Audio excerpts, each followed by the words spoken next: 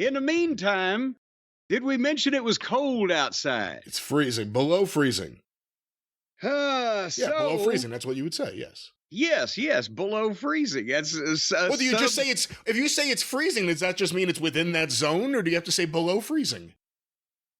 Well, actually, you wouldn't definitely. If you said it's freezing, then that does pinpoint it into right at about 32 degrees. But if you say it's just cold, well, then that can encompass frigid. A variety of frigid, bone chilling. All right, here's another day where I've got stuff written down everywhere, and I watched the shows in odd order. But first, I wanted to mention something to you about something that I was doing, because we talked about the negatives, my photographic files. That now, for the poor overworked Featherbottoms, he's helping me on another project, scan these negatives, and I said, boy, we don't really know how many they're going to be. We found a place that can do it high speed, but they can't do it the resolution that we need. But our in-house scanner can scan these things like goddamn NASA photographs where you can see the hair follicles in their beard. So we got to get this in order somehow. I didn't mention this to you. This may be news to you, but over the COVID-ridden holidays that I had, I put together one of the books of negatives in sleeves.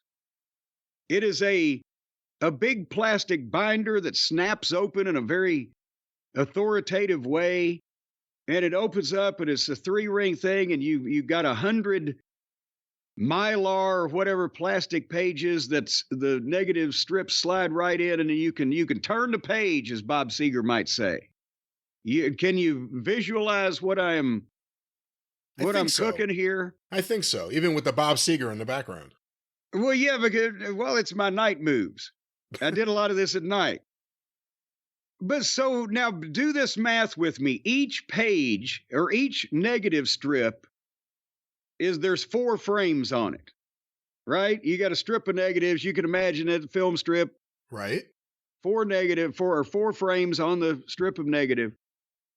And it holds each page 7 of those strips. That's 28 per page, right?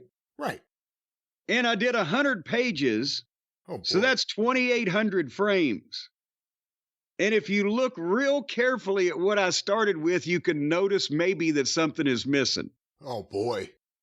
So we're thinking now this may be more in the area of 60, 70,000 frames. Wow.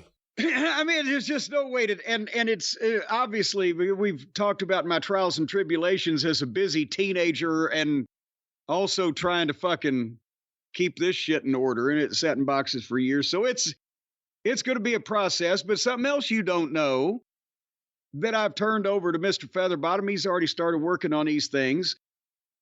I mentioned a while back, the audio cassettes that I had that a fan from Memphis had given me that she had recorded in her bedroom late at night watching wrestling. Oh, Fargo!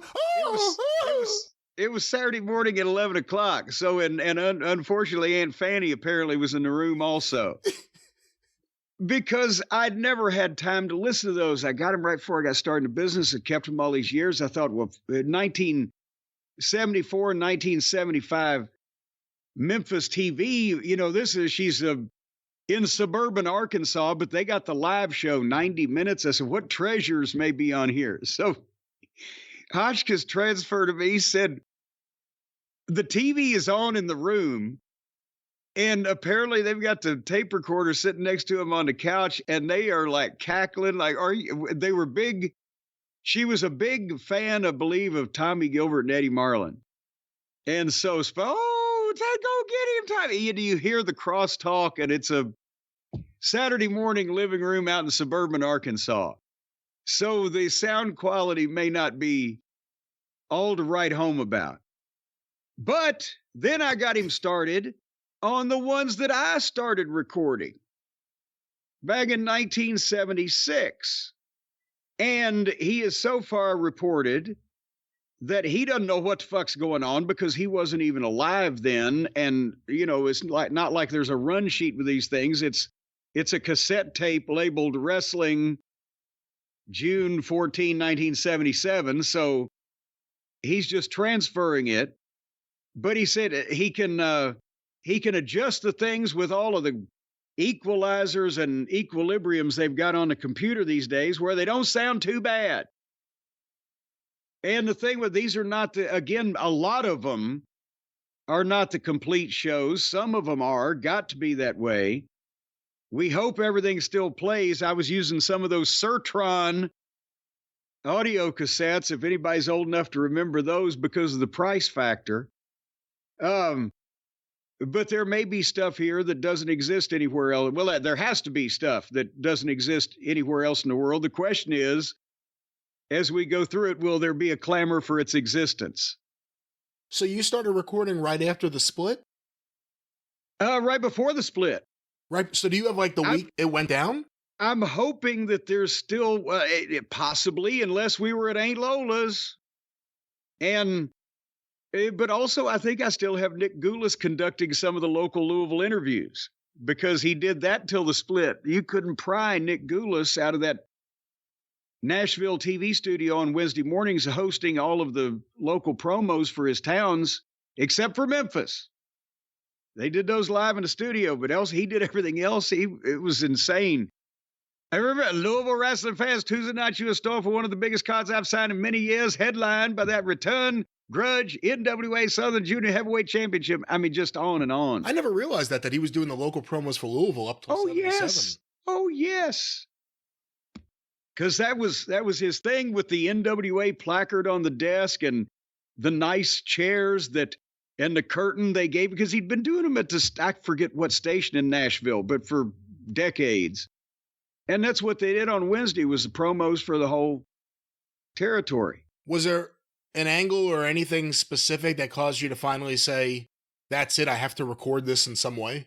Well, I think part of it may have been the build to Jerry Lawler and Coyote Calhoun toward Thanksgiving-ish of 1976 when it was on TV and on the radio. And I've got some tapes of the radio call-ins that Lawler did and et cetera. But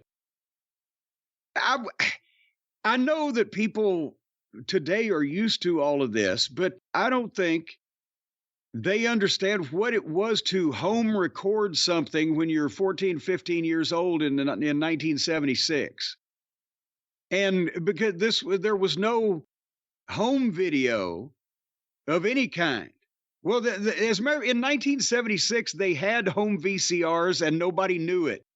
You still had to be like, you still had to be a member of the fucking development team at Sony. And wasn't there oh my God, what was the cartridge vision that they had for a year that flopped right before the Betamax came out, 77 or whatever? But nobody had home video, and most people didn't know that it was a thing that could be had. And were you an audio file as a teenager? Did you get into steroids? I got into steroids because I loved audio. I really wanted my ear muscles to grow. Did you get into stereos? So that's why I hear so well. Did you get into stereos and speakers and turntables and a microphone, things like that when you were young? Or was that, again, because everybody takes audio for granted now that you could have it on the little box that you set on the thing? What I had in 1976, when I was 15 years old, was a tape recorder from, oh, goddamn, I forget what brand that was. It wasn't even a Realistic yet. I changed up to the Radio Shack brand was Realistic. And I traded the one that I had in. My mom had got it for me when I was like 11 or 12. And I recorded, the first thing I recorded off radio or television was the local WFPL radio station, Free Public Library. Took to broadcasting old episodes of The Inner Sanctum and The Shadow and shit like that. And I would listen to them and record a few of those with the tape recorder that was in front of me, which basically you pressed a button and turned a fucking thing and it recorded through this Mickey Mouse microphone until you turned stop, and that was basically it. And that thing probably cost $12. And this is what I started, because when in 1976, 77, to have home recording capability where you could either tape audio cassettes off of records and make your own custom mixtapes, or have a nice stereo that people would come over and say, wow, it was a fucking $3,000 or $4,000 investment at that point, and that would be closer to what, $12,000 to $15,000 in today's money. So it's not like you could just do this shit at your house. Have I made that point clear? I think so. Okay. So I would started with the old tape recorder, and then when I realized the microphone wasn't even a microphone-shaped thing, it was kind of square, it was unwieldy. It looked like a fucking microphone you'd key down on a CB radio. I got the realistic tape recorder for like $12 or $15. And because I wasn't even making money on pictures yet, I just started. And, used the microphone with the little plastic stand, and I just kind of put it in front of the TV, and I would turn the fucking tape recorder on. And to save money, at first I just started recording like the interviews. And if I knew that somebody was really a notoriously shitty promo, I probably wouldn't even turn it on. But because the blank tapes over at Radio Shack here in lovely suburban Louisville were like $2 or whatever. Well, that's almost $10, and I make no money. In today's money is what I'm saying.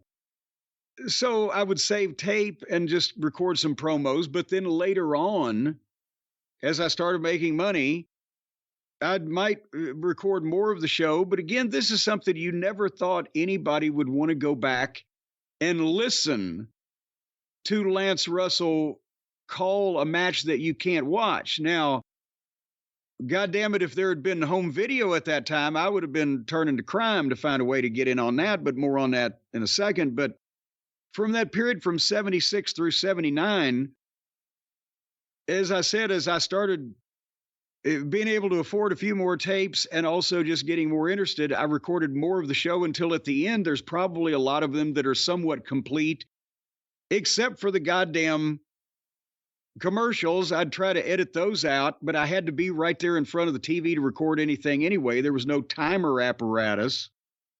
And then sometimes it was hard to find 60-minute aside tapes. They were all 45 minutes, so you'd have to, right in the middle of something, the fucking machine would kick off and you had to flummox and turn the tape over and hit record again.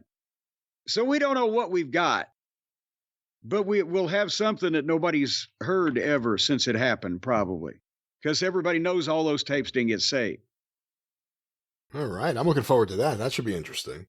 You never got to go into like Hi-Fi Buys or one of the big major, I don't know, what was it? Crazy fucking Eddie. Crazy Eddie? Well, Prices down are insane. here in the 70s at the big malls and some of the standalone stores, the big stereo retailers, they were so cool to go into. As I started making a little bit of money and started being more interested in music, and there was no way to home video record wrestling, but boy, I started getting into stereos and cassette decks and turntables and nice speakers.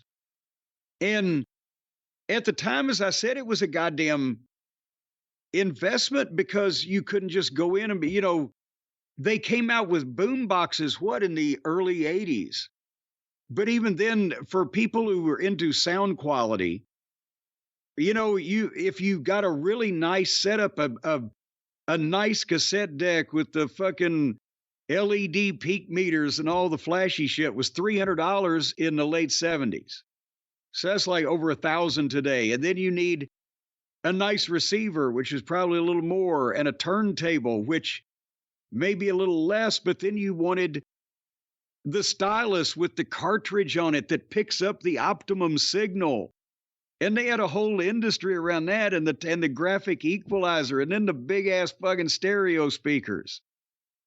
And all these stores had a room that you could go in, that you could only go into with a salesman with you, where all the high-end shit was.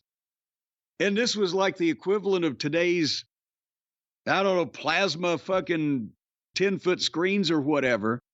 But this was the best quality cassette deck available and the best quality turntable with this optimum speaker system. And people were spending tens of thousands of dollars to have today what they sell out of a box at goddamn Best Buy.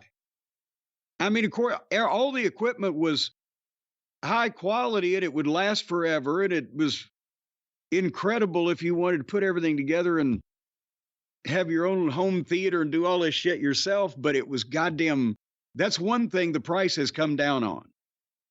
You don't have to do that anymore. The amount of things you need also. Well, and my first VCR, the Magnavox, weighed 50 pounds with piano key operation on top. And it was built like a tank, and it cost $1,000 in 1979 for a VHS recorder, which would be what, $3,500, maybe $4,000 today. And the blank tapes at 3 places in Louisville that you could get them were the T120, 120 minutes, 2-hour tape was $25. That'd be like fucking 80-something bucks today. In the only few places you could get them. So you had to be sparing at first there. And then things started coming down as the war was on. But it was a fucking investment that you couldn't make to just record shit, even if you had a fucking, desire to at home back then, unless you were already an adult and gainfully employed. My father had a lot of home audio recording equipment. So he used to be able to record if there was going to be a concert on the radio or if there was going to be something weird on WFMU or WFUV. He'd be able to get it. He had a good antenna and he could record it. And then, of course, he had a top-of-the-line stereo system and everything. But was he of the reel-to-reel era? Oh, yeah. That's how he recorded it. He recorded his audio on reel-to-reel. I still have all these reel-to-reel things from the 70s and early 80s. The first audio recording of me is on one of them somewhere. Well, we need to keep that hidden away. But the cool thing in like the early mid 70s, when I was starting to get I always loved movie, books, entertainment, television, history of radio, etc., all of that type of thing. But also they had a variety of services. We've talked about Black Hawk Films that had 16 and 8 millimeter films of movies that were obviously truncated. They were cut down to like 8 minutes, Gone with the Wind. Here it is. But that was the only way you get home video. They had companies that sold audio of the old, again, the Abbott and Costello radio shows or the Inner Sanctum or the Whistler or whatever. And they had the option because many people at that point, the real dedicated audio files and the people that collected audio preferred reel-to-reel because it was higher quality than cassettes, but you could buy it on reel-to-reel or on cassette for like more money than I had.